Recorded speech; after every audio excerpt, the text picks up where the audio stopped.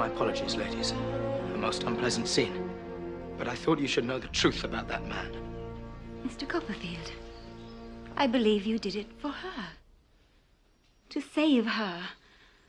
I hope she is saved, Ma'am. But the truth is, I did it for myself. To save myself. Now, if you'll excuse me. Miss Horton, Ma'am.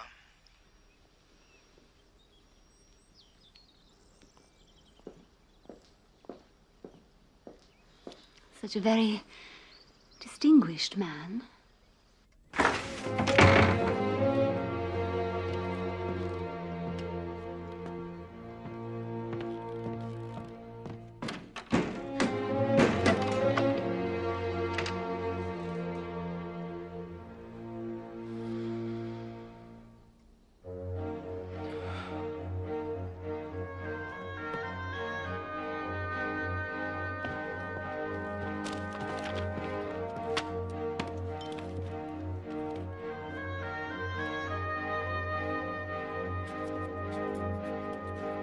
Personal history and experiences of Ɗaviɗ Coppărfielɗ the Younger.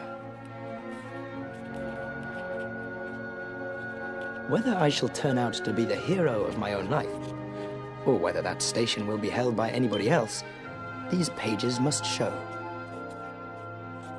To begin my life with the beginning of my life, I here record that I was born at Blunderston in Suffolk.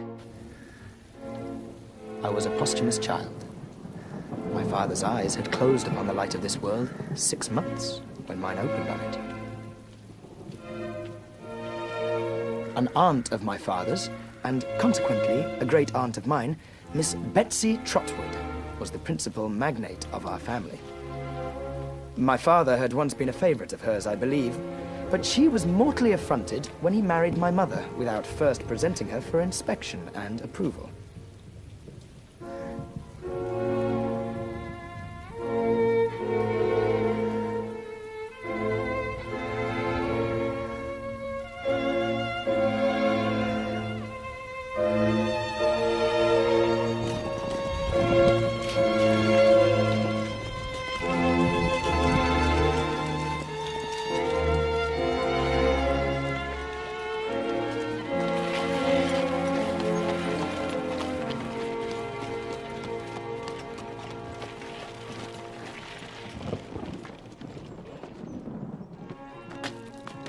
Miss Betsy and my father never met again, and she'd never seen my mother.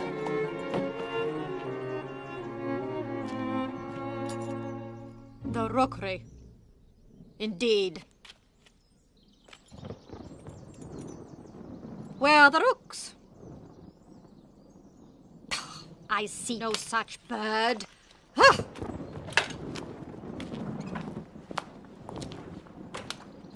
This, then, was the state of matters on what I may be excused for calling that important day.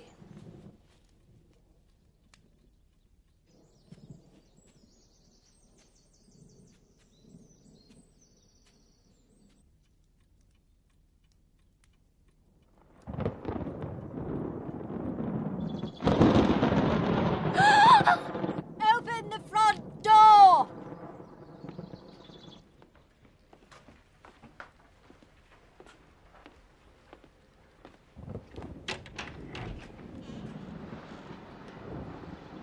Mrs. Ɗaviɗ Coppărfielɗ, I think. Yes? Miss Betsy Trotwood. You have heard of her, I dare say. I have had that pleasure. And now you see her.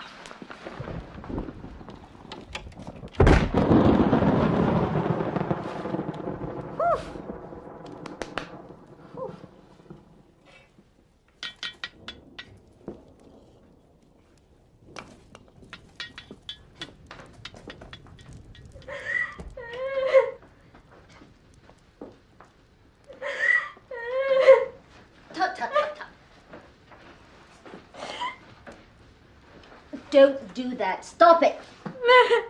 Stop it. There. Yes, now. Let me look at you. Come.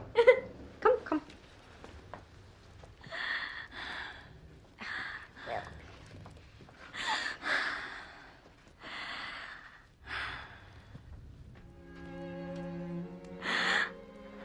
Oh, bless my heart. You're a very baby. I'm a childish widow. And I will be a childish mother if I live. Nonsense.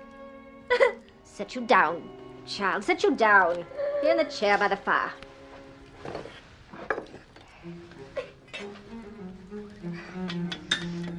The rookery, indeed. Where are the rooks? The what, Mom? Rooks, large black birds of the crow family. There are none here now.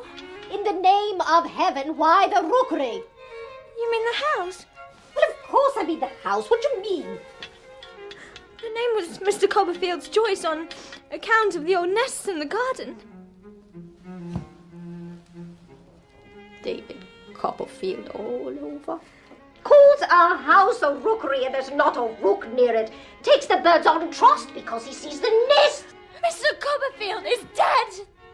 How dare you speak unkindly of him? Oh!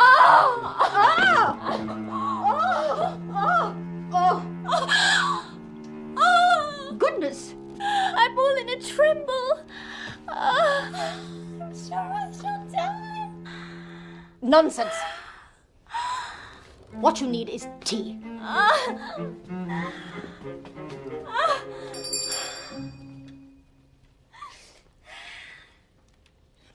What's your servant's name? Peggotty. Peggotty? Do you mean to tell me that any human being has gone into a Christian church and got themselves named Peggotty? It's my surname, Mum. Mr. Coppperfield called me by it because my Christian name's Clara, same as my mistress. Yes, well, Peggotty, fetch your mistress a strong cup of tea. Don't dawdle.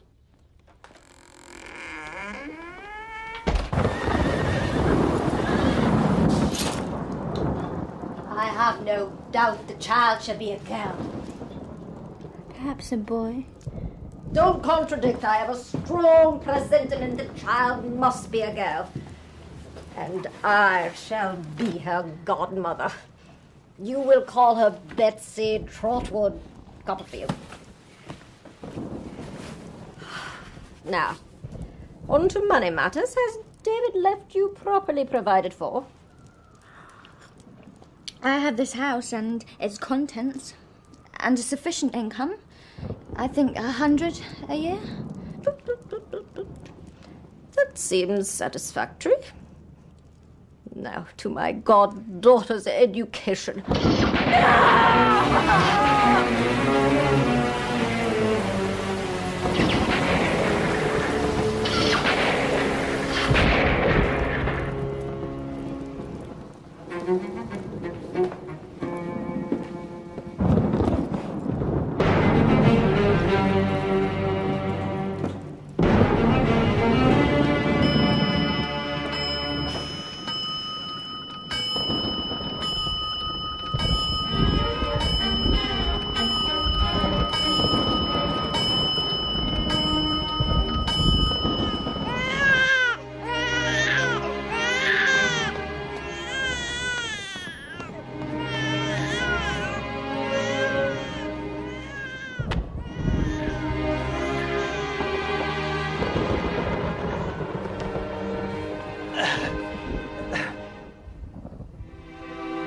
Mom.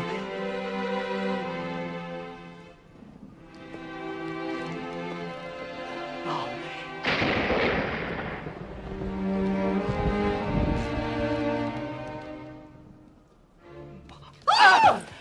Doctor. Yes. Well? I'm happy to congratulate What? you, Mom. A fine boy. Speak up, can't you? A boy. What is the matter with the man? Why does he whisper?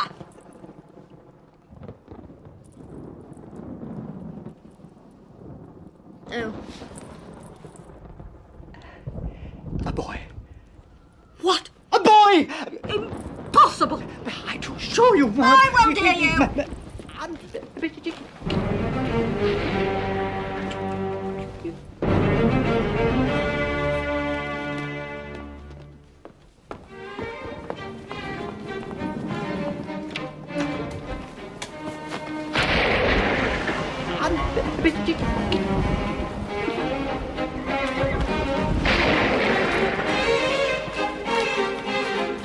boy. Ha! Here we are. Oh, it's beautiful.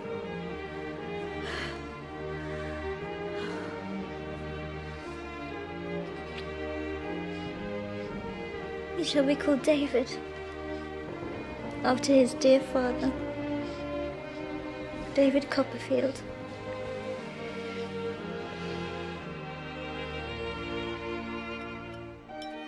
Even now, when I look back on those first 9 years of my childhood, I see nothing but sunlight. Sunlight winking in the window of the parlor where my mother gives me my first lessons, or flooding the garden, glinting on her curls as she gathers fruit, riper and richer than fruit has ever been since, in any other garden. Even the old churchyard where my father lay, and where each Sunday we brought flowers in his memory, even that sad place seemed, in my childish vision, to be perpetually suffused in sunlight. Until the shadow fell. Good day, Mrs. Coppperfield. Mr. Murdstone? Good day, David. I trust I find you well, my boy. He's shy.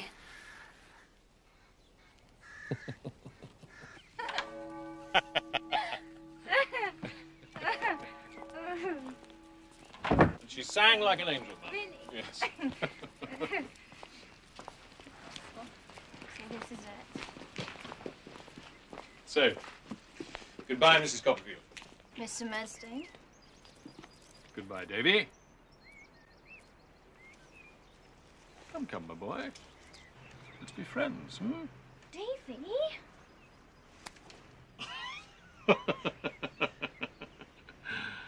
Well, that's the wrong hand, Davy.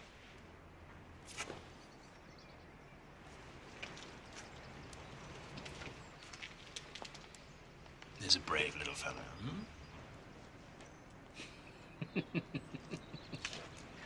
Mount. Davy? Master Davy, Yes, Peggotty? how should you like to go along with me and spend a fortnight at my brother's at Yarmouth? Wouldn't that be a treat? Peggotty, is your brother an agreeable man? That he is. And then there's the sea and the boats and the fishermen and the beach. It would be a treat, but what will Mamma say? Well, as good as better guinea she'll let us go. So what's she to do with herself while we're away? She can't live on her own. Bless you. Don't you know? She's going to stay for a fortnight with Mrs. Graper. Mrs. Graper? Mrs. Graper's going to have a lot of company. Then we can go. Yes. Oh. Poor David. How innocent you were. How eager to leave your happy home. And poor Peggotty. I see the whole plot now. Peggotty was to be ambassadress for my mother and break the news to me during our stay in Yarmouth. Walk on.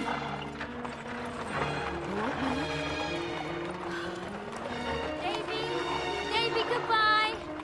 Goodbye, Davy! Take care.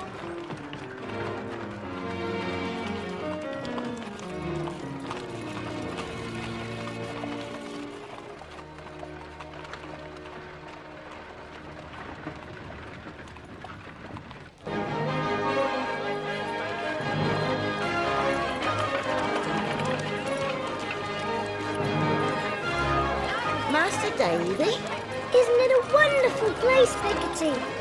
'tis the finest along this coast, that's well known.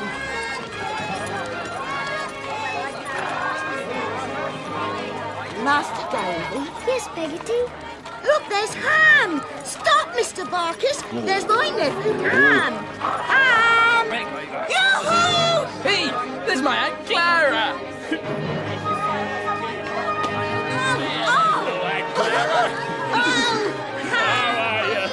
Big boy, I got my Master Davy. Hello, sir. Oh. No sweethearts, we believe. I beg your pardon, Mr. Barkis. No person walks with her. With Peggotty. Ah, her. Oh, no. She never had a sweetheart. No. Never had a sweetheart. Well.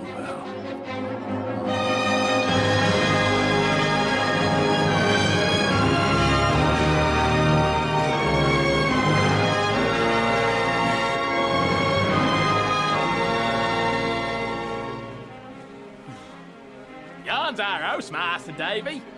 That's a boat, ain't it? You run on and look closer. If it had been Aladdin's palace, I could not have been more charmed with the romantic idea of living in it. The true wonder of it was that it was a real boat that must have been upon the oceans hundreds, thousands of times. Mr. Coppperfield, I'm Donald Peggotty. Glad to see you, sir. You'll find us rough, sir, but you'll find us ready.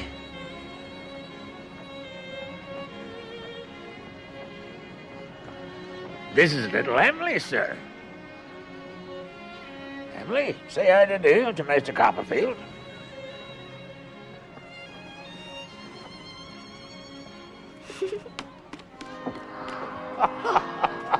Well, sister. How are you, lass? All right, my love. Oh. Come on, Davy. Mr. Peggotty, Sir. did you give your son the name of Ham because you live in the Noah's Ark? No, sir. His father gave him that name. But I thought you were his father. My brother Joe was his father. Dead, Mr. Peggotty. Drowned it. But little Emily, she's your daughter, isn't she? No, sir. My brother-in-law Tom was her father. Not dead, Mr. Peggotty. Drowned it. Haven't you any children then? No, sir. I'm a bachelor. A bachelor? Then who's this? And you was in bed, Master Davy.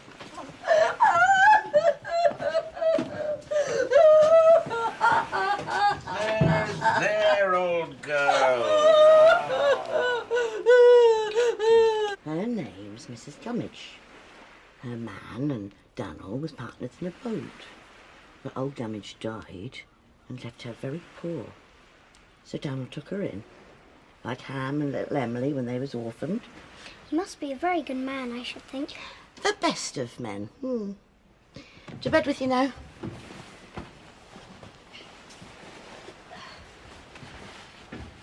Good night. Night. Davy? Yes, Peggotty?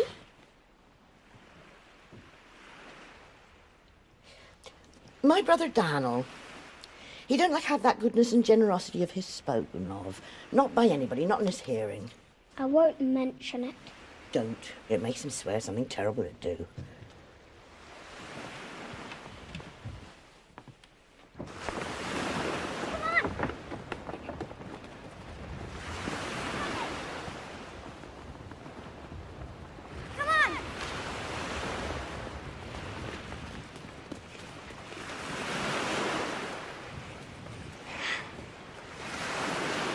Sometimes, at night, when there's a storm blowing, I wake and I think I hear Uncle Daniel and Ham crying out for help.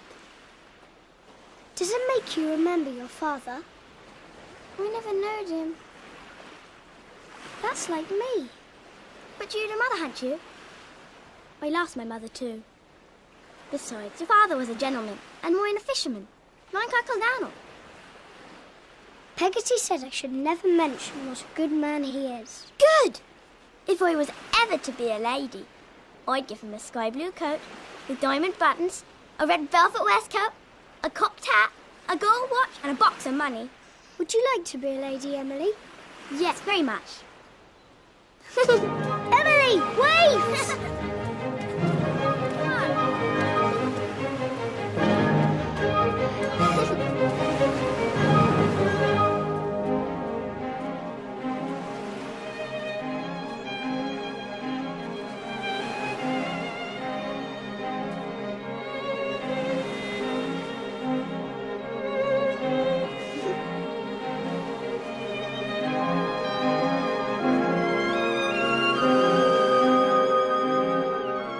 I'm sure I loved her with a greater tenderness and purity than can enter into even the noblest love of a later time of life. The days sported by us as if time himself had not grown up yet, but was a child too, and always at play.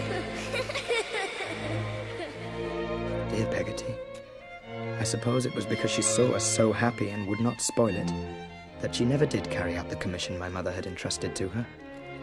It was only when we were approaching the very gate of the house that at last she told me. Mr. Barkis, sound your horn. Please, sound your horn, then she'll come to the gate.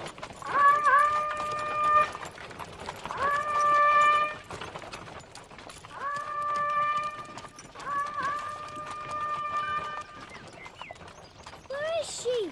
Where is she? Why hasn't she come out? Peggotty, where is she? Peggotty, why hasn't she come out?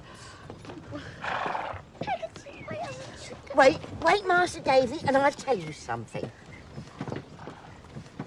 What? Where is she? She's not dead. Dead? Of course she's not. Oh, bless the boy. Now, Davy, I should have told you something before, but I couldn't bring my mind to it. What do you think? You've got a pa. A new one. Mama! Davy! Clara? My dear? Control yourself. Well, you may kiss your mother, David. Always control yourself. Well now, Davy. How do you do?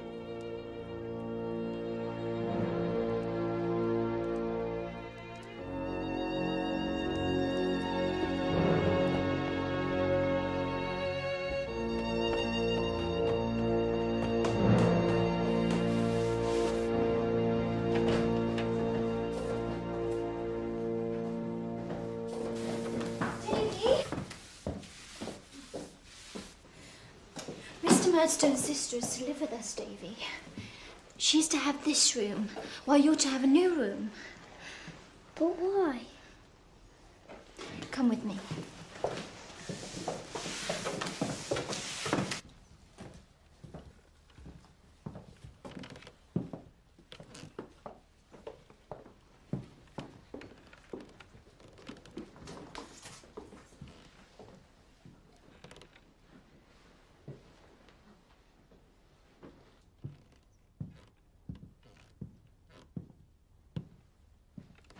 Davy. Clara? What is this? Clara, my love, have you forgotten?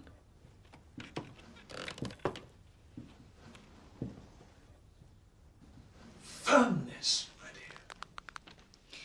I'm sorry, Edward. I meant to be very good. I'm so uncomfortable.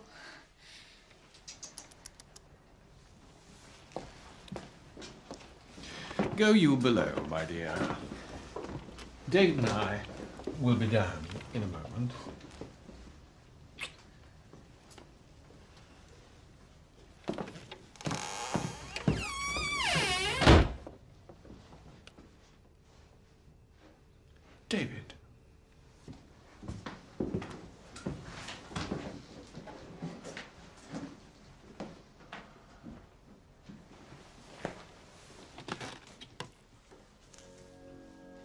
If I have an obstinate horse or dog, what do you think I'd do? I don't know. I beat him. I make him wince. And smart. And I say to myself, I'll conquer that fellow if it cost him all the blood he has. I'll do it.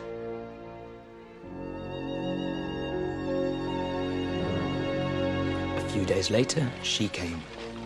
Miss Jane Murdstone. Whoa, whoa. Steady. Easy. I remember when she paid the coachman, she took her money out of a hard steel purse. She kept the purse in a very jail of a bag, which hung upon her arm by heavy chains and shut up like a bite. I'd never seen before, nor have I ever seen since, such a metallic lady as Jane Murdstone. Dear Jane, welcome. Is this your boy, sister-in-law? This is Davy. Generally speaking, I don't like boys. How'd you do, boy?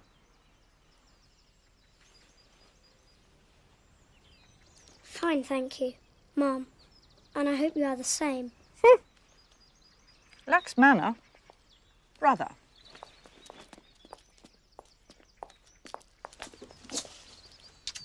Sister?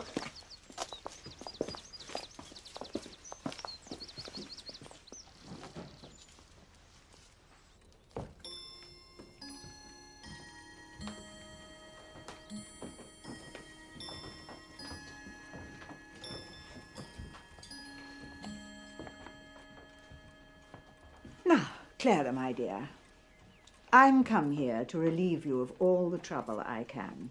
You're much too pretty and thoughtless to have any duties imposed upon you that can be undertaken by me. Give me your keys, my dear.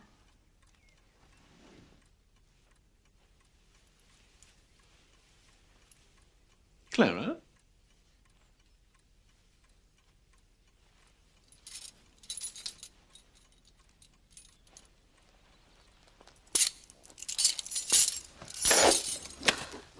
It's very hard that in my own house... In my own house?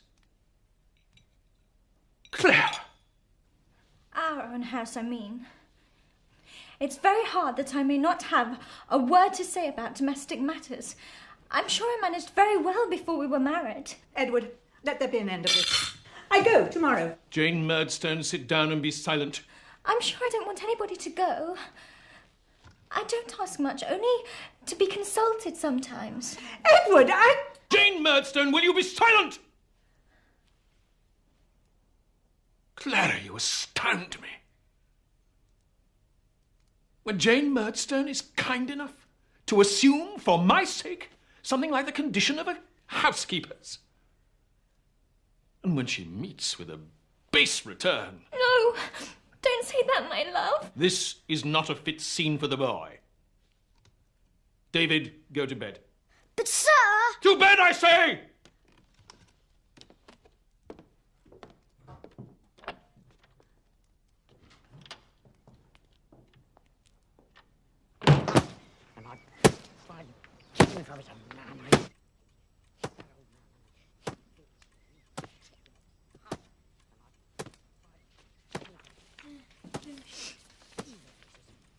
Davy. Davy? Be firm with the boy, Clara. He knows his lesson, or he does not know it. He does not know it.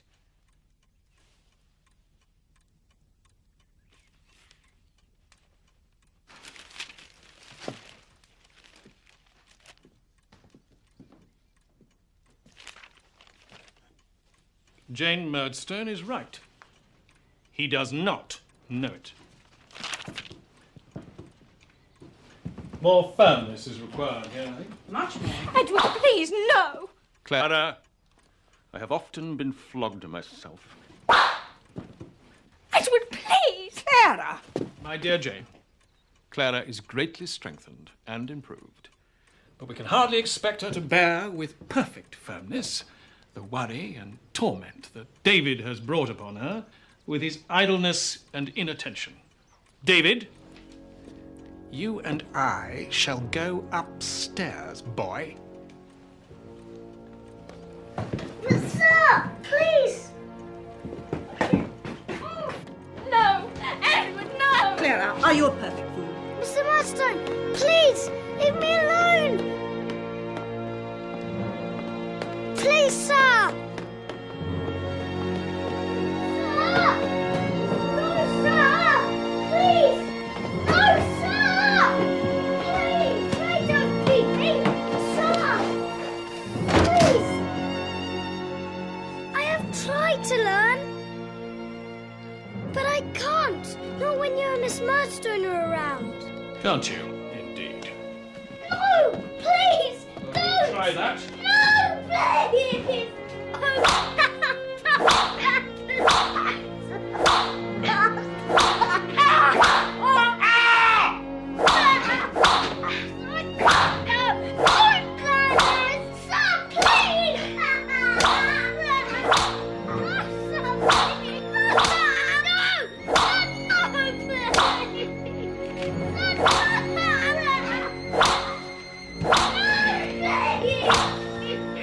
He beat me then, as if he'd have beaten me to death.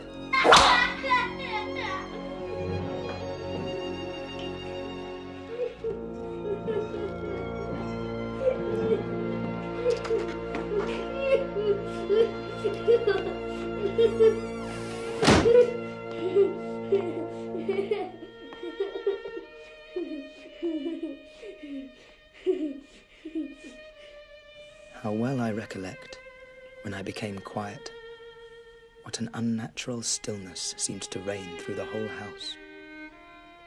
It grew dark, the night wore on, and nobody came near me. Fearful questions tortured me. Was it a criminal act that I'd committed? Would I be sent to prison? Would I be hanged?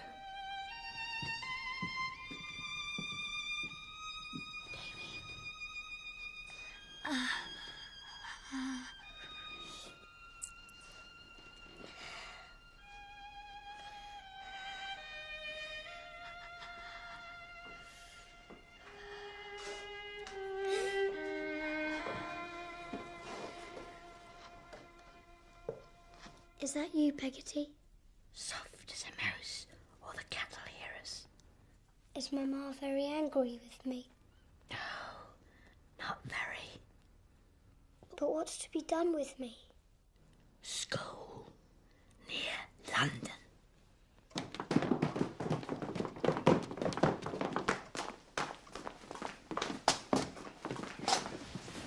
Oh, Davy. Mamma, please forgive me.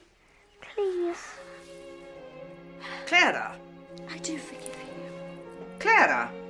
But try to be better. Pray to be better. I do forgive you.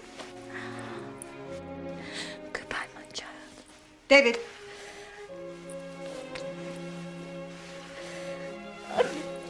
Davy. That's enough. Now that's enough. It's enough, I say. No.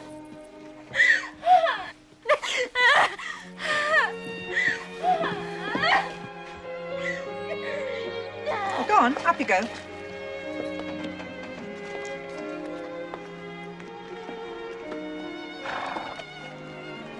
I hope you'll repent, or you'll come to a bad end. Drive on.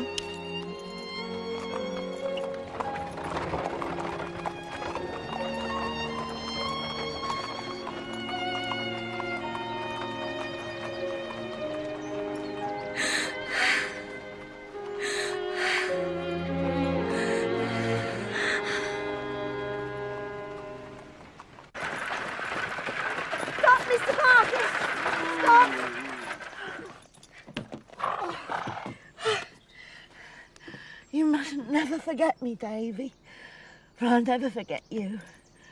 And I'll take as much care of your ma as I ever took of you, and I won't never leave her.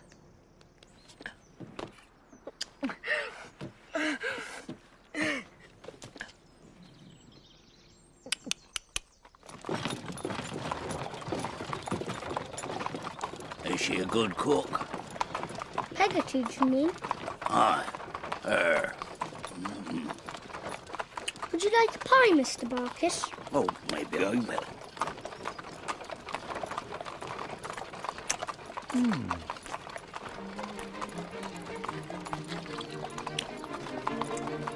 Perhaps you might be writing to her. I'll certainly be writing to her. Ah, well. You was writing to her. Perhaps you'll recollect to say that Barkis is willing. Barkis is willing? Is that all the message? Yeah. Barkis is willing.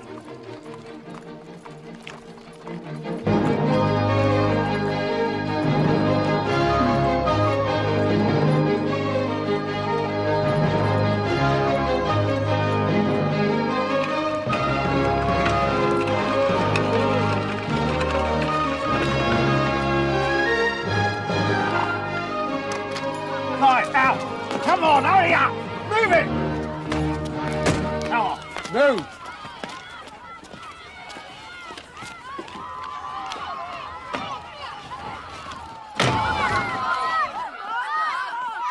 Is this the new boy, Mr. Tongueye? It is, Mr. Creakle, sir! Fetch him up.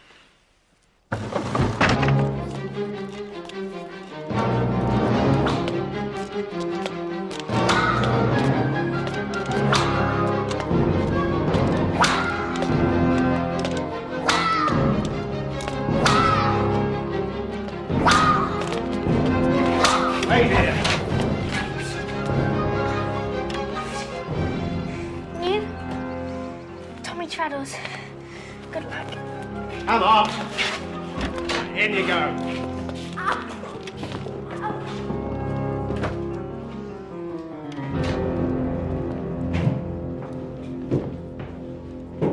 So, this is the young gentleman whose teeth are to be filed.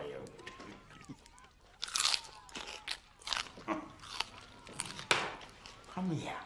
Lively now!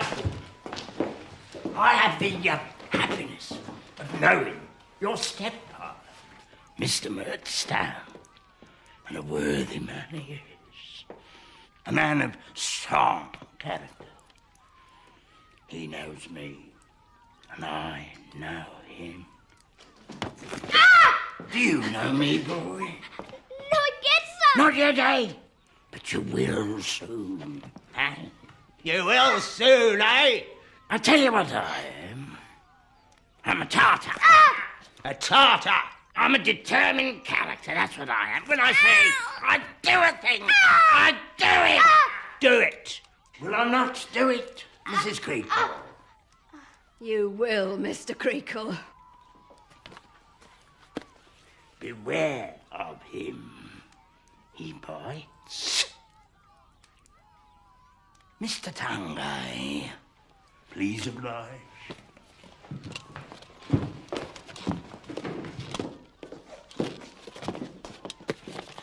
It seems you're famous for biting, boys. Well, I'm famous for biting. Ah! Terrible! What about this for a tooth? Is it not sharp? Will it bite, eh?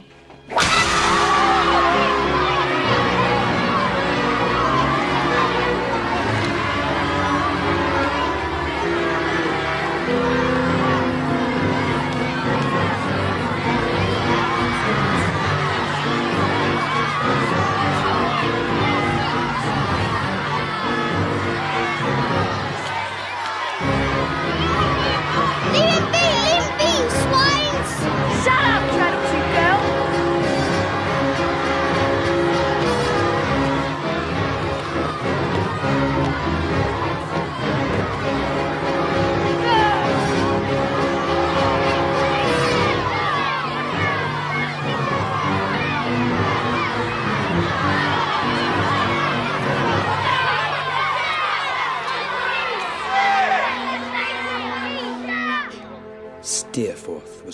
my saviour, James Steerforth. He was the oldest boy in the school. The son of a rich widow, Steerforth was afraid of nobody. Well, stand up, Traddles, for God's sake.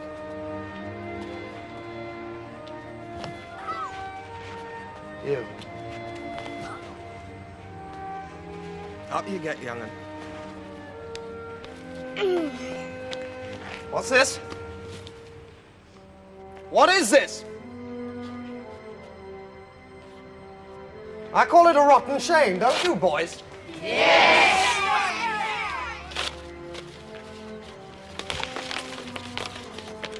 Good day, Mr. Creakle.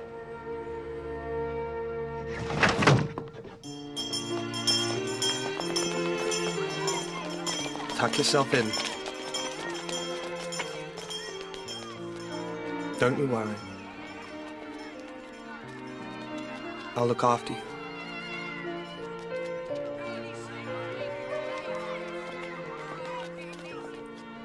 From that moment, I was bound to him by an unbreakable bond of loyalty and gratitude.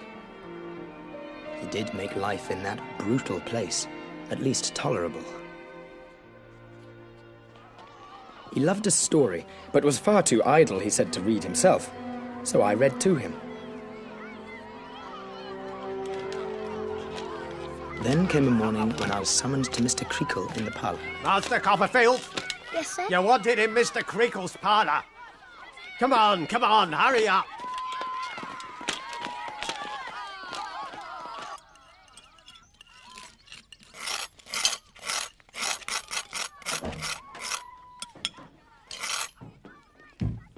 Come here and sit down, David.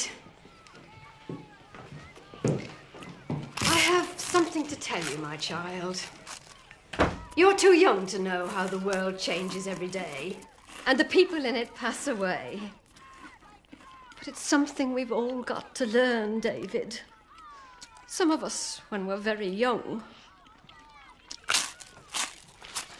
I grieve to have to tell you that I hear this morning that your mamma is gravely ill. She is very dangerously ill. She is dead. Man that is born of a woman hath but a short time to live, and is full of misery. He cometh up and is cut down like a flower.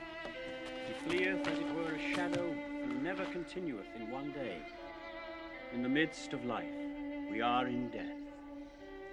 After you went, she got more timid and frightened like. A hard word was like a blow to her. But still she would love them two downstairs, because she couldn't bear not to love anyone who was about her.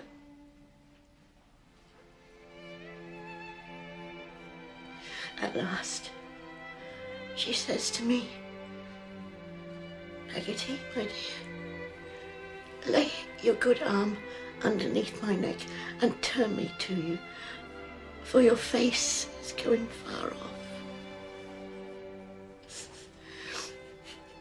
And she called on God to bless and protect her fatherless boy. And then she died. Like a child that had gone to sleep. Oh.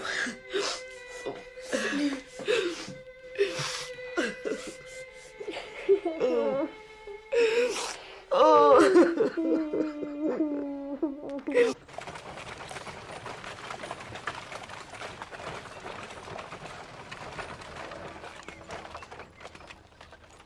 I hope that you and Mr. Barkis will be very happy together, Peggotty. Bless the boy. They do say he's a bit tight with money. So, take this now, Davy, before I'm Mrs. Barkis.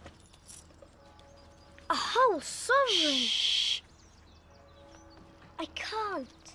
You take it and guard it well until the day you need it. Aye, Master Davy.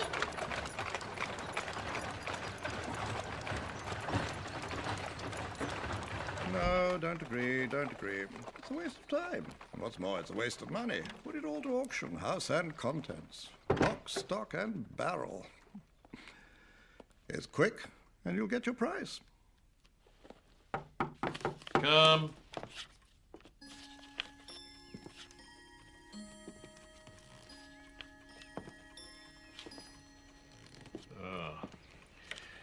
David. Come here, boy. You have a disposition which requires a great deal of correcting. What he wants is to be crushed.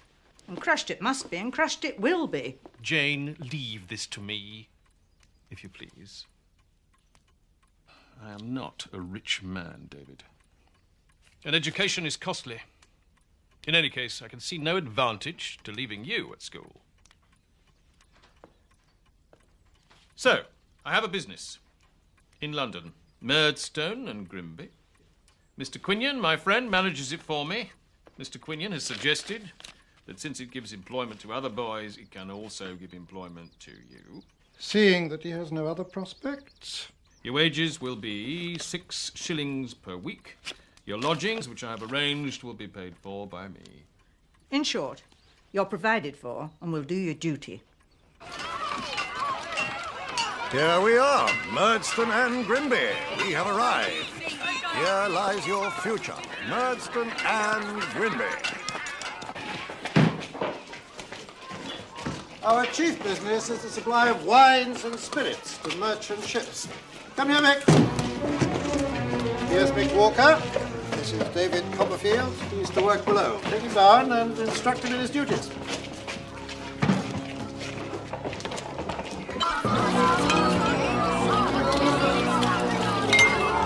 Confidentiously, not to be repeated to Mr. Q. I'm off, I am. Soon as I'm made, I'm gonna be a bargeman, like me old pa, and walk in the Lord Mayor's show in black velvet headdress, like he done. Here, Mealy! What? This here's Mealy Potatoes. He do have a name, but we all calls him Mealy Potatoes, 'cause he looks like an half-boiled spud. Do he have a name then? Copper something. Field. Coopperfield. Ɗaviɗ Coopperfielɗ. Show him what he has to do. Whoa, good luck, cocky. Ɗaviɗ Coopperfielɗ, Esquire, at your service, me lords, ladies, and gentlemen. Show us your hands. Show us your hands.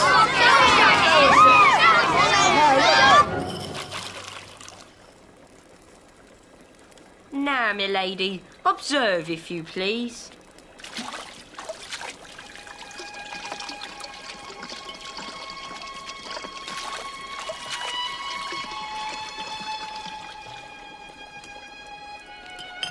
Now, you try, my lady.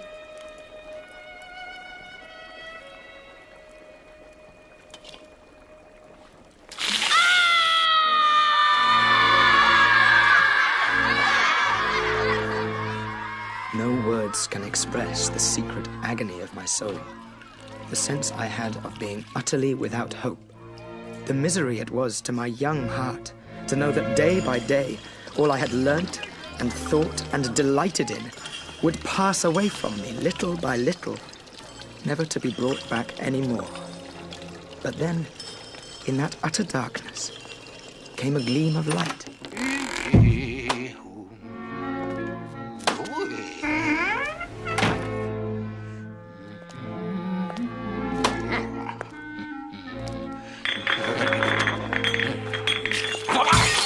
It came in the form of a stoutish, middle-aged person with no more hair upon his head than there is upon an egg. This is Mr. Micawber. Mr. Micawber is known to Mr. Murdstone. He takes orders from us on commission when he can get any. You will be lodging in his house.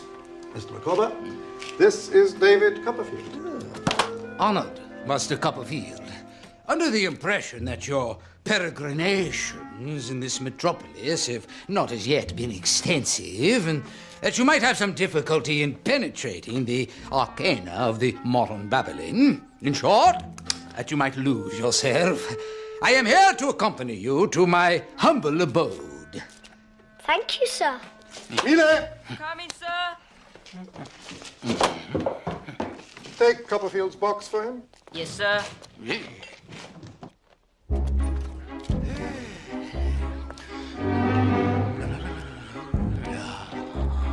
Stop! Micawber! Stop! This way, Master Coppperfield! Stop! Pay no attention! Pay me! I'll have the law on you! Stop! Master Coppperfield, if there is one great universal truth to be discovered as we journey through this vale of tears, it is this. Annual income £20, annual expenditure £19, 19 and 6. Result, happiness. Annual income £20, annual expenditure £20 and 6 pence. Result, misery. Open this door and pay your debt, sir!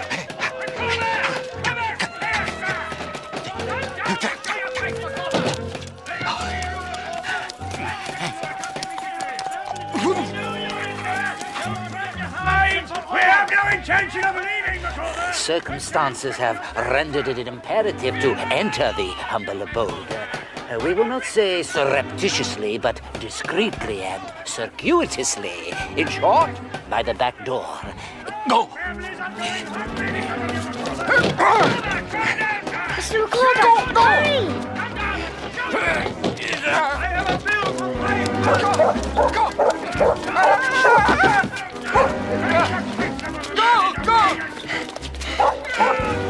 Come on, sir! Go down there, Copperfield!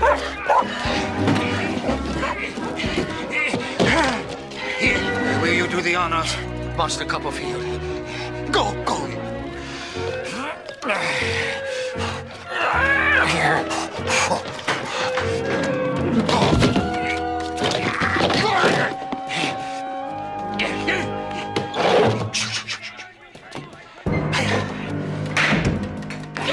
Mr. Micawber? Yes, I. My dear, permit me to present to you Master Ɗaviɗ Coপ্ৰভielɗ. Master Copperfield. Master Copperfield, may I make known to you the partner of my life, my strong right hand, my helpmeet. In short, Mrs. Micawber. How do you do, ma'am? Micawber! Upstairs, upstairs. Leaving, Micawber, until you settle your debts, sir! We'll have it! Mr. Micawber's difficulties are almost overwhelming at present. Whether it is possible to bring him through them, I cannot say. If Mr. Micawber's creditors will not give him time, then they must take the consequences. And the sooner they bring it to an issue, the better. Is Mr. Micawber great friends with Mr. Murdstone, ma'am? Friends? I would hardly say friends, a mere commercial acquaintance. Blood cannot be obtained from a stone, and neither can anything on account be obtained at present from Mr. Micawber. Oh.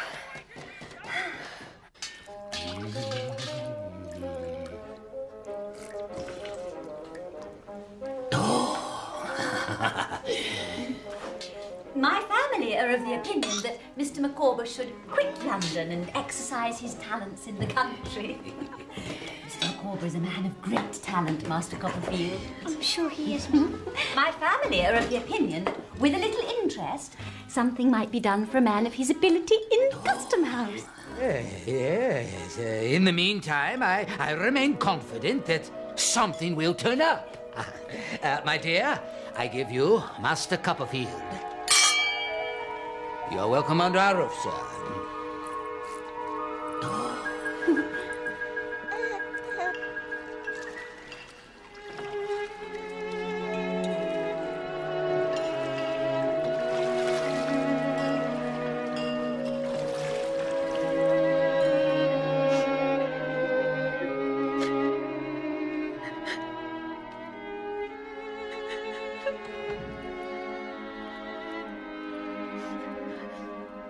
Forgive me, Mum.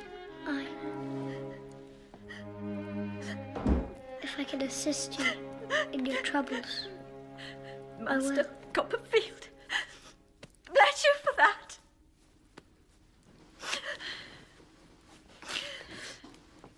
I cannot treat you as a stranger, and therefore do not hesitate to say that Mr. Micawber's difficulties are coming to a crisis. I'm very sorry to hear that, Mum.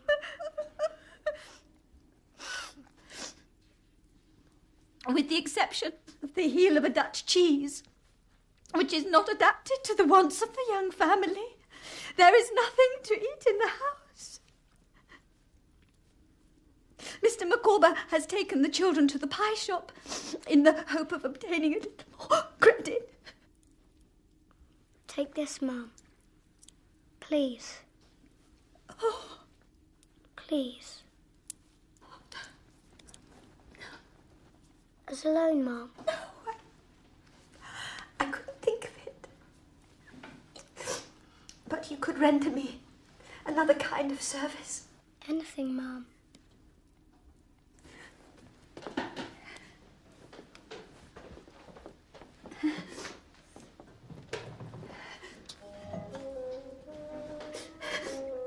They were my dear papa's.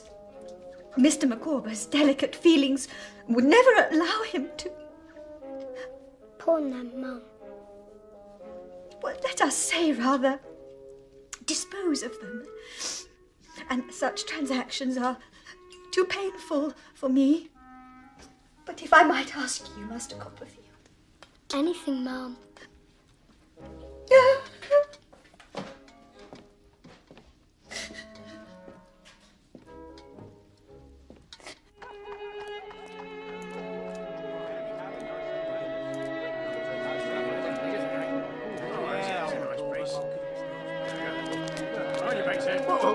It's my house. I live there.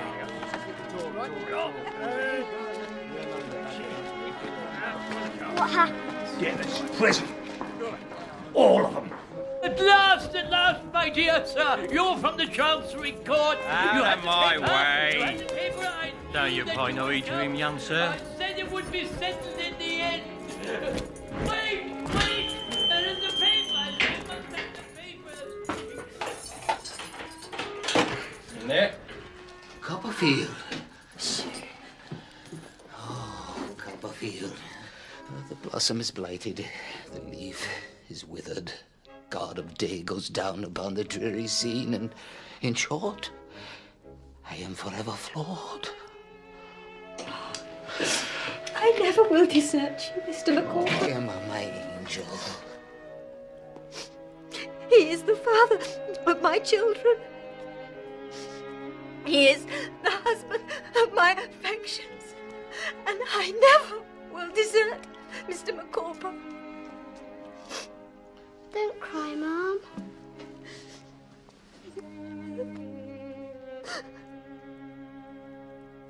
I went to the pawn shop as you asked. What?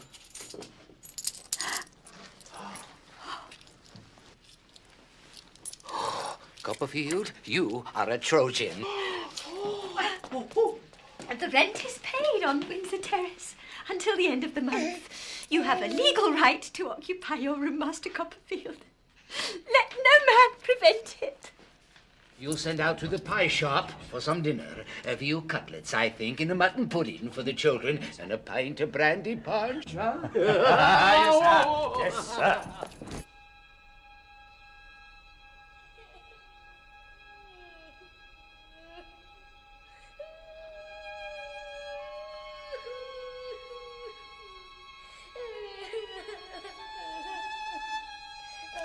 To add to the daily miseries of my own existence, I was now haunted by the awful fate that had befallen Mr. Micawber and his family.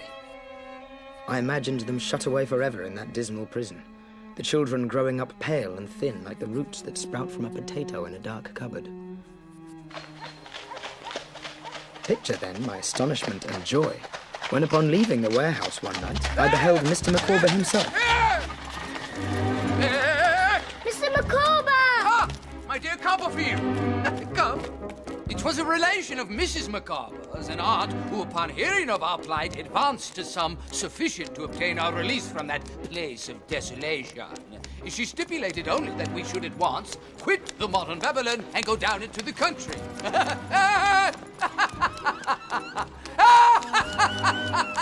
All aboard! Thanks to my aunt, we are safe for the moment. But we could not quit the metropolis without taking our leave of you, Master Coppperfield. Your conduct has always been most delicate and obliging. You have never been a lodger. You've been a friend.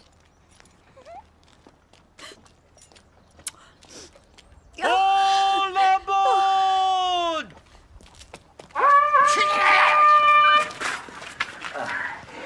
My dear Copperfield, farewell. Every happiness and prosperity. If in the progress of revolving years I could persuade myself that my blighted destiny has been a warning to you, I should feel that our friendship, though brief, had not been in vain. All aboard! Yeah! Please, sir, Mr. Micawber, sir. I really think you should go now.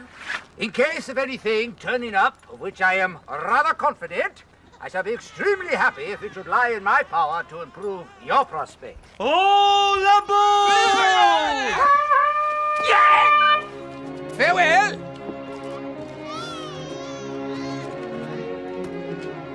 Goodbye. Goodbye! Farewell now! An aunt. It was Mr. Micawber's mention of an aunt that recalled to my mind that legendary figure of my own family, Miss Betsy Trotwood. An aunt. An aunt. This aunt of yours, you say she lives down the coast? Near Dover. Dover, eh? That's far away. I've got money enough for the journey.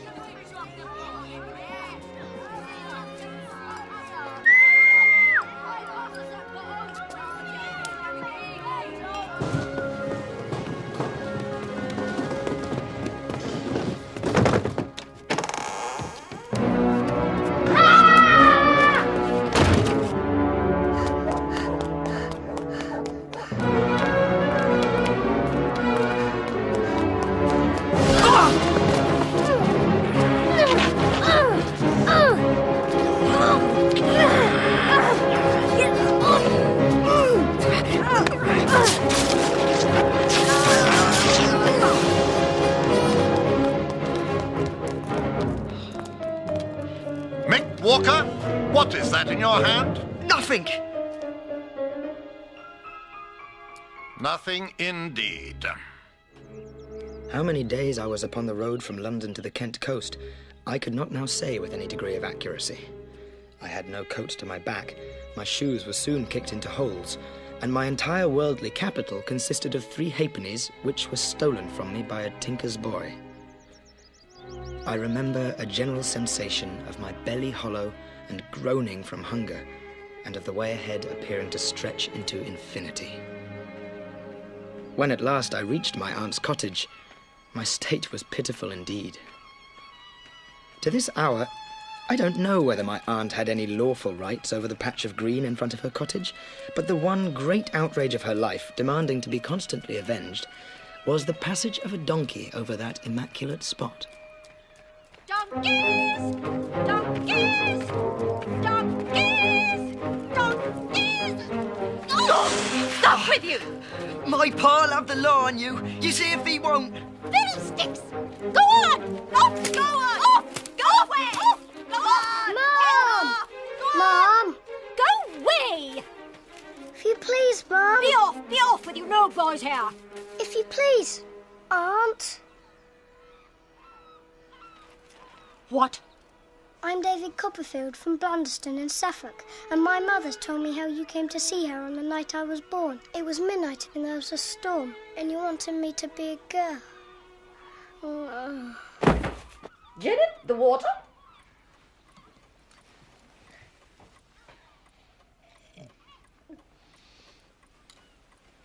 Janet, the tonic.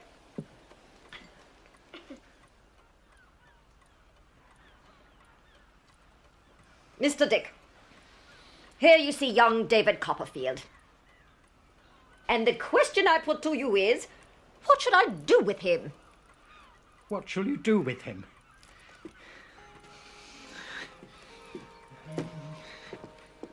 Oh, do with him? Yes, come. I want some very sound advice. Why, if I were you, I should wash him. Mr. Dick sets us all right. There we are, Master David. Janet! Donkeys! Oh, donkeys! Donkeys! Donkeys!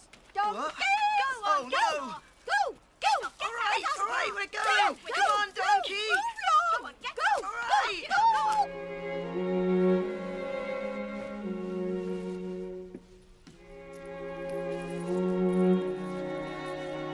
Good night, Aunt. Yes, yes, yes. Good night, good night.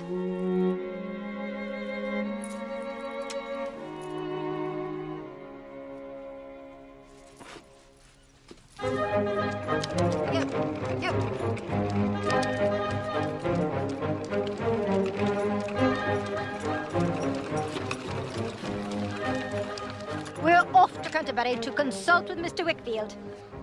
How's this for a kite, Davy? There's plenty of string, you see, and when it flies high, it carries my words far, far away. That's my manner of diffusing them. We'll be home well before dark.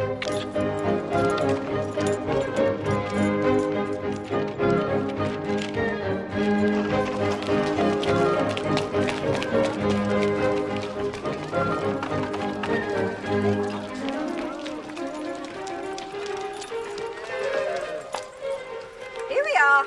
We won't be long. Mr. Wickfield is my lawyer. Here you are. There's nothing to be said and nothing to be done about anything until I first put the case to Mr. Wickfield.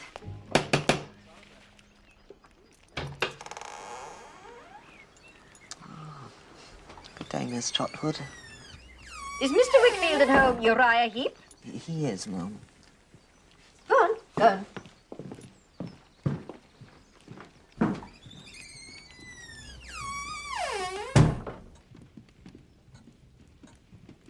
This is my nephew. I should say my great-nephew, Ɗaviɗ Coοπpperƒielɗ. Honoured, I'm sure, Master Coopperfield. Mr. Wickfield is in his room. Yes. You stay here. Master Copperfield is welcome to wait in my room, if he should care to. Yes. Well, all right. This way, Master Copperfield.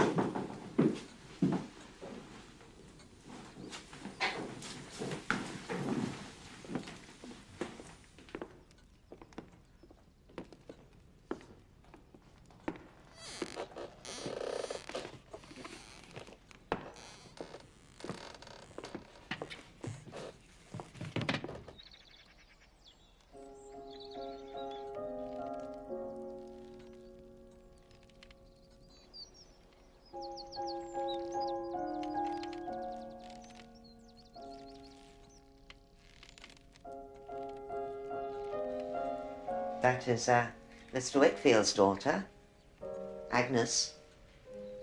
Your aunt has a great admiration for Miss Agnes. As do we all.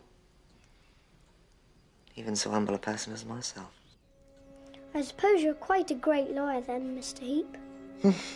Me, Master Copperfield? Oh dear, no, no. I'm the very humblest person going, Master Copperfield. My mother likewise was a very humble person.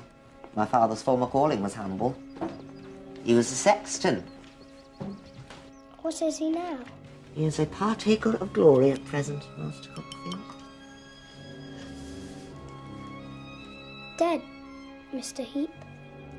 Alas, Master Copperfield. How long have you been with Mr. Wickfield? Going on 4 years, Master Copperfield. I thank you for the inquiry. I expect you'll be a partner in the business one day, Wickfield and Heep. Oh no, Master Copperfield. I'm far too humble for that.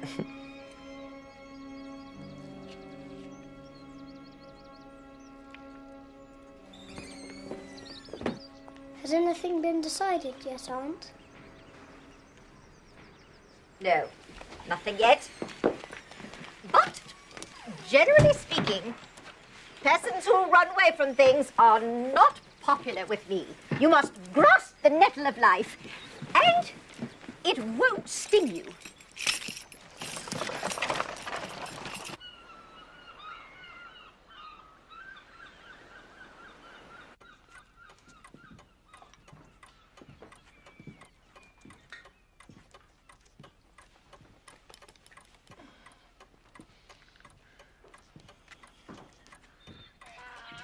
Janet! Donkeys! Donkeys! Go away, I dare you, trespass. Get along now, you've no business here. Donkeys, get off my land, how dare you trespass! Go on, get away! Go on with you, how dare you! You get off my land or you'll be sorry for it! Go on, you bold-faced, brazen... Aunt! What is it? The Murdstones. Miss Trotwood, this unhappy boy has a sullen and rebellious spirit, a violent temper, and an untoward and intractable disposition. Of all the boys in the world, I believe this is the worst boy. Strong? But not at all strong for the facts, ma'am. I am come to take him back, ma'am. To take him back unconditionally. To dispose of him as I think proper. And to deal with him as I think right. Really? I must caution you, Miss Trotwood. If you step in between him and me now, you step in forever. What? I will not trifle. Is he ready to go? For if he is not, my door will be closed against him forever. And I take it for granted that yours is open on the same basis. Good Lord. David? Are you ready to go? Please, Aunt. I beg of you with all my heart, please don't make me go with him. Oh. Mr. Dick, what shall I do with this boy? Have him measured for a suit of clothes directly. Oh. Mr. Dick, give me your hand. Your common sense is invaluable. Yes, it is. Don't think I don't know what kind of life you must have led that poor, unhappy Mr. Ratted baby, his mother. Smirking and lurking, making eyes at her, I'll be bound, as if you couldn't say boo to a goose. I never heard anything so elegant in my life. Miss Trotwood, if you were a gentleman... Oh, stuff and nonsense. Don't talk to me. What a choice of words. And as for you, madam, let me see you ride a donkey across my green again, and as sure as you have a head on your shoulders, I'll knock your bonnet off and tread on it.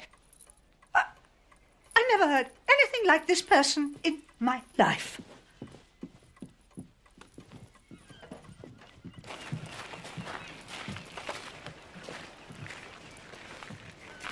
Mr. Dick, the gate? No. Mr. Dick, consider yourself guardian to this child, jointly with myself. Guardian? Jointly? Delighted. Yes, very well. I've been thinking I might call you Trotwood. Trotwood Coppperfield. How would that suit you?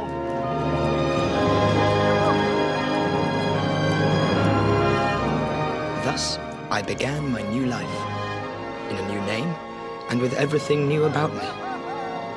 I drew a curtain down upon my life at Murdstone and Grinby. Even in this narrative, I have lifted it with a reluctant hand. My aunt sent me to Dr. Strong's school in Canterbury, and during term time I lodged with Mr. Wickfield, and his daughter Agnes. Agnes. Her mother had died in giving her birth, and like me, she was an only child. She quickly became my greatest friend, my wisest counselor, my dearest sister.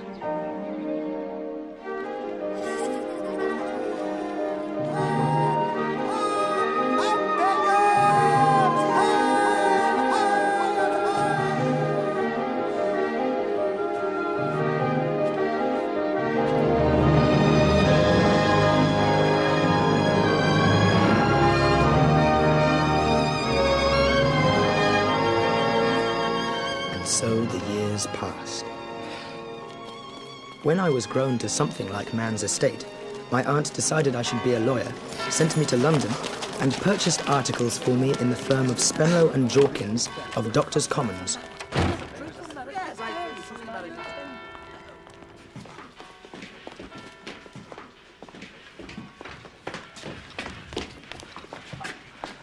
Ah, Coppperfield. Excellent. Come in. Come in.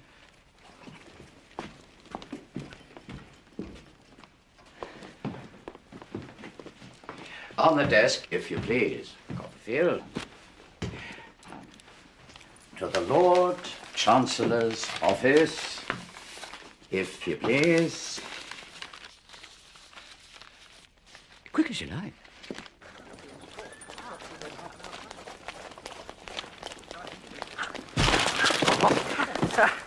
I'm terribly sorry. My dear sir, I do apologise. No, it was my fault, absolutely. I'm terribly sorry. Traddles! Coppperfield? David Coppperfield? How are you? It's wonderful to see you. And you too. Oh, I'm still, Well, you're still pretty much the same as you yeah, were before. well, It was Tommy Traddles indeed, my old school friend. Incredible surprise. My aunt had found lodgings for me in Buckingham Street and made me a modest but sufficient allowance. And as I was about to take a short holiday, my employer, Mr. Spenlow, had invited me to pass a night at his country house.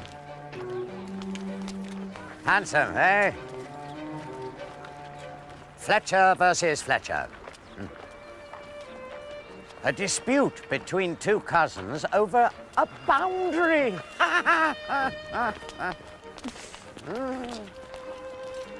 Fletcher versus Fletcher. Highly lucrative. But then, of course, the very best sort of professional business is a disputed will. Very pretty pickings indeed to be had there in the way of argument and counter-argument and the evidence of interrogatory and counter-interrogatory and so on. And since the costs invariably come out of the estate itself, both sides can go at it in a lively and spirited manner with expense. No consideration at all.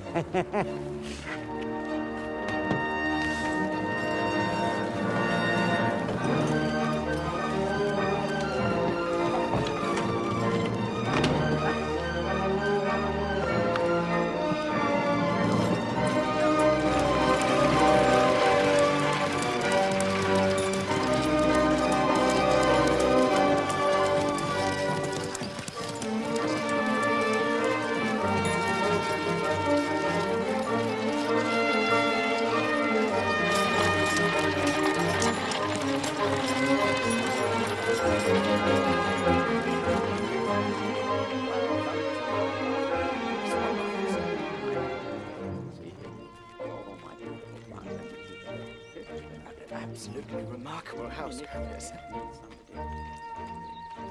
Of course, a privilege.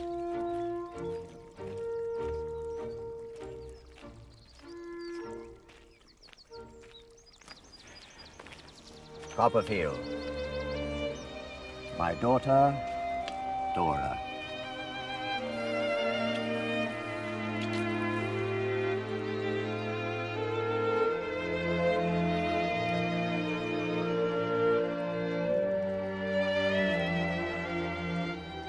I was swallowed up in an abyss. There was no pausing on the brink, no looking down or back. I was gone headlong. I loved Dora Spenlow to distraction. And then...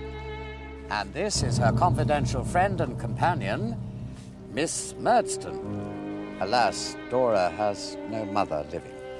I'm already acquainted with Mr. Coppperfield. It was in his childish years. Circumstances have separated us since. I should never have known him. How she enchanted me. I was lost in blissful delirium, but not quite lost. There was still that spectre hovering.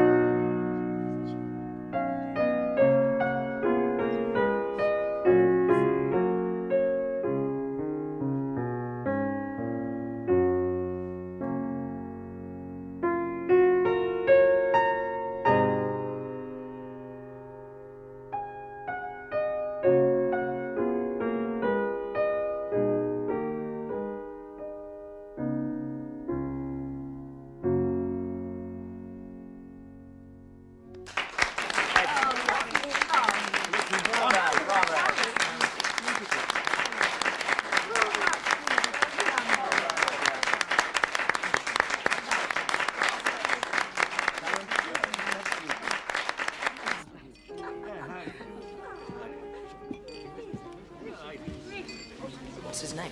Excuse me, my dear, but I must take you away to introduce somebody that he's lying to me.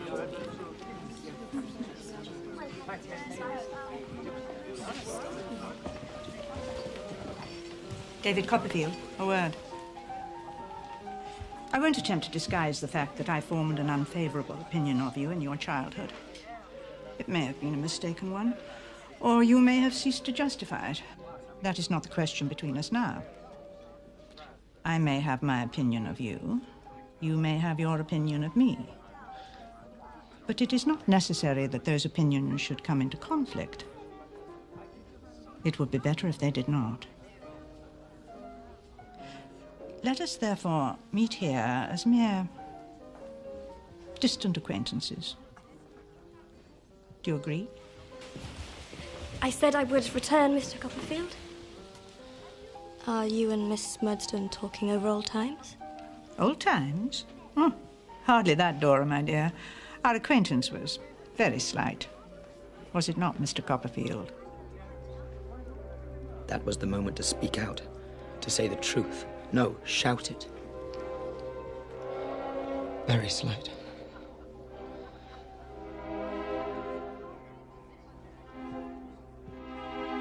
There was triumph in her eyes, and contempt.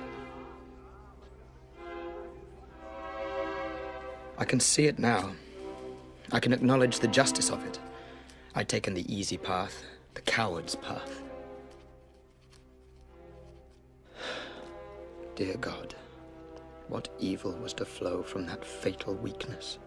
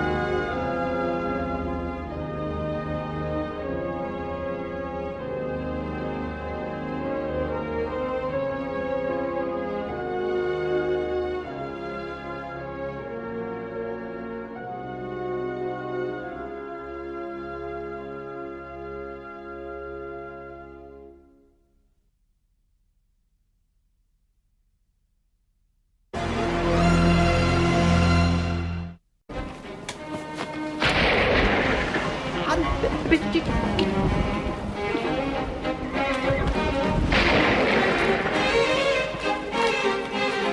boy! Ha! Here we are. Oh, it's beautiful.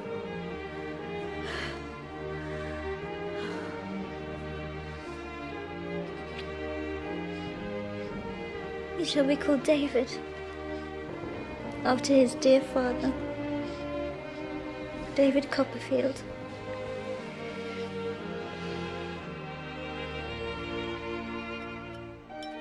Even now, when I look back on those first 9 years of my childhood, I see nothing but sunlight. Sunlight winking in the window of the parlour where my mother gives me my first lessons, or flooding the garden, glinting on her curls as she gathers fruit, riper and richer than fruit has ever been since, in any other garden. Even the old churchyard where my father lay, and where each Sunday we brought flowers in his memory, even that sad place seemed, in my childish vision, to be perpetually suffused in sunlight. Until the shadow fell. Good day, Mrs. Coppperfield. Mr. Murdstone? Good day, David. I trust I find you well, my boy. He's shy.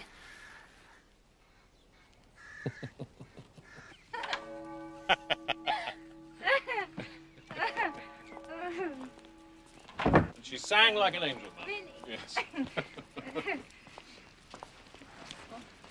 this is it. So, goodbye, Mrs. Coppperfield. Mr. Murdstone? Goodbye, Davy. Come, come, my boy. Let's be friends, hmm? Davy?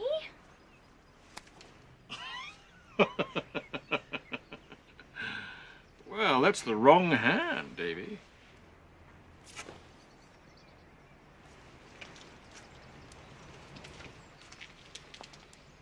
There's a brave little fellow, hmm? Mum? Davy? Master Davy? Yes, Peggotty? How should you like to go along with me and spend a fortnight at my brother's at Yarmouth? Wouldn't that be a treat? Peggotty, is your brother an agreeable man? That he is. And then there's the sea, and the boats, and the fishermen, and the beach. It would be a treat, but what will Mamma say? Well, as good as better guinea she'll let us go. So what's she to do with herself while we're away? She can't live on her own. Bless you.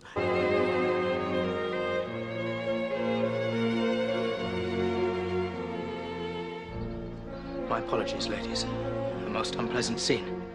But I thought you should know the truth about that man. Mr. Coppperfield, I believe you did it for her. To save her. I hope she is saved, Ma'am. But the truth is, I did it for myself. To save myself. Now, if you'll excuse me. Miss Horton, Ma'am.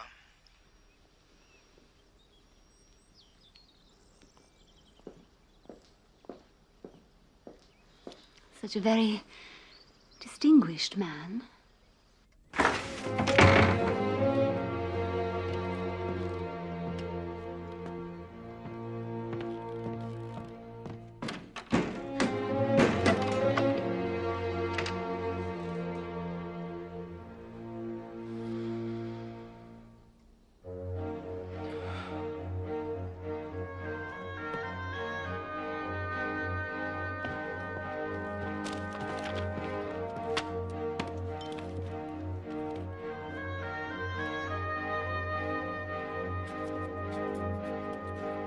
Personal history and experiences of Ɗaviɗ Coppperfielɗ the Younger.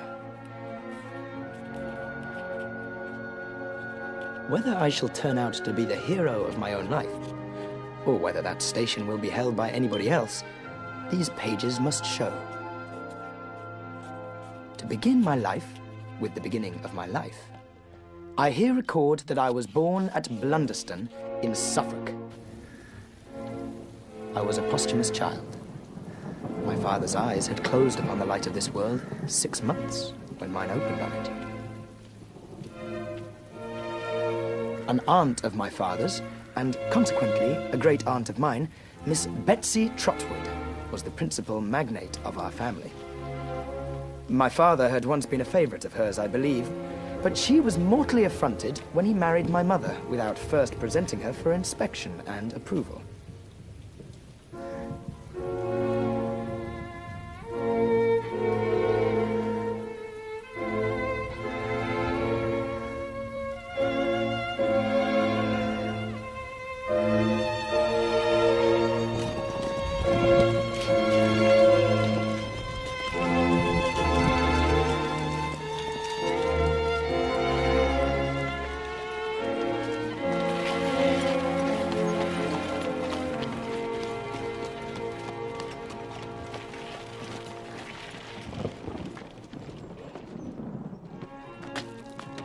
Miss Betsy and my father never met again, and she'd never seen my mother.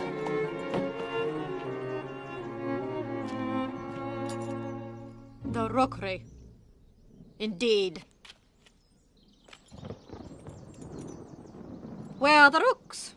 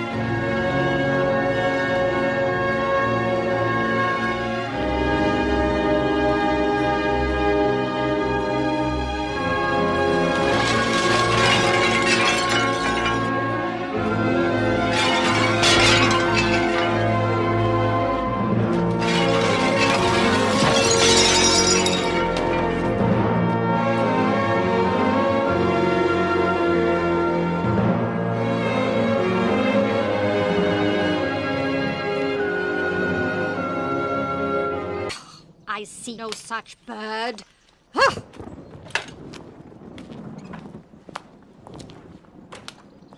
This, then, was the state of matters on what I may be excused for calling that important day.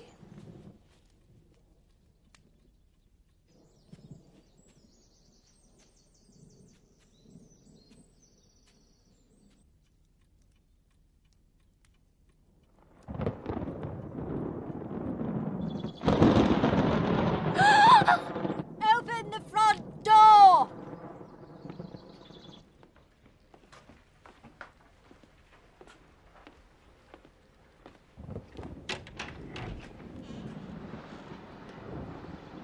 Mrs. Ɗaviɗ Coοπpperƒielɗ, I think. Yes? Miss Betsy Trotwood. You have heard of her, I dare say. I have had that pleasure. And now you see her.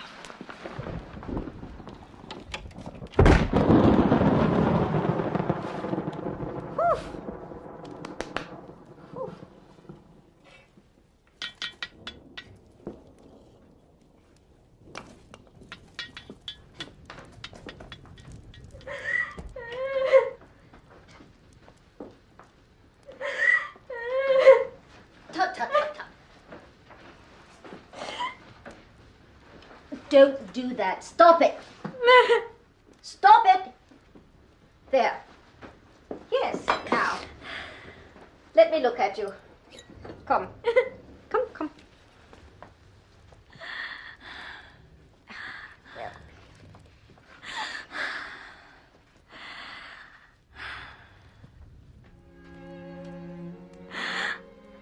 Well, bless my heart. You're a very baby. I'm a childish widow. And I will be a childish mother if I live. Nonsense. Sit you down, child. Sit you down. Here in the chair by the fire.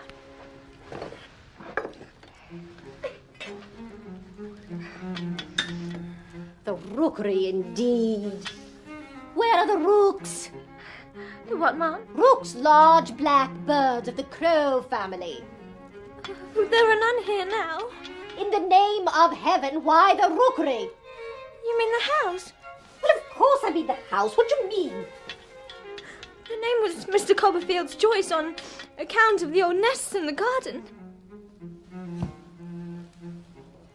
Ɗaviɗ Cooppperfielɗ all over. Calls our house a rookery and there's not a rook near it. Takes the birds on trust because he sees the nest. Mr. Cooppperfielɗ is dead! How dare you speak unkindly of him? Oh!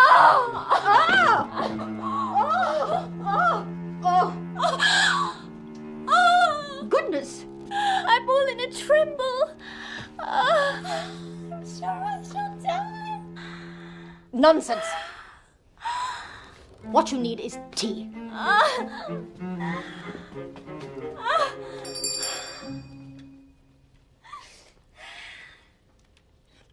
What's your servant's name? Peggotty. Peggotty? Do you mean to tell me that any human being has gone into a Christian church and got themselves named Peggotty? It's my surname, Mum. Mr. Cooppperfielɗ called me by it because my Christian name's Clara, same as my mistress. Yes, well, Peggotty, fetch your mistress a strong cup of tea. Don't dawdle.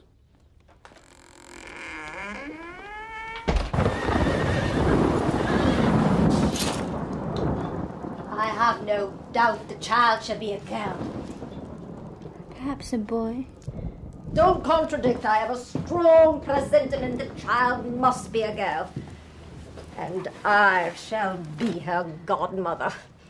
You will call her Betsy Trotwood Coopppierfielɗ. Now, on to money matters. Has David left you properly provided for? I have this house and its contents, and a sufficient income. I think 100 a year. That seems satisfactory. Now to my goddaughter's education.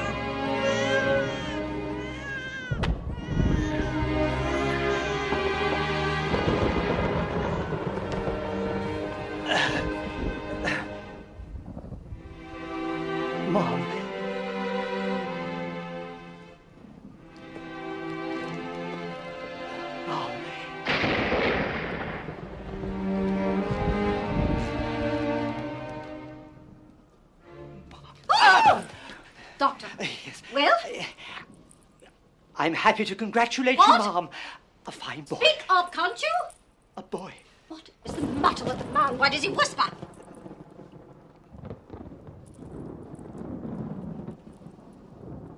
Oh.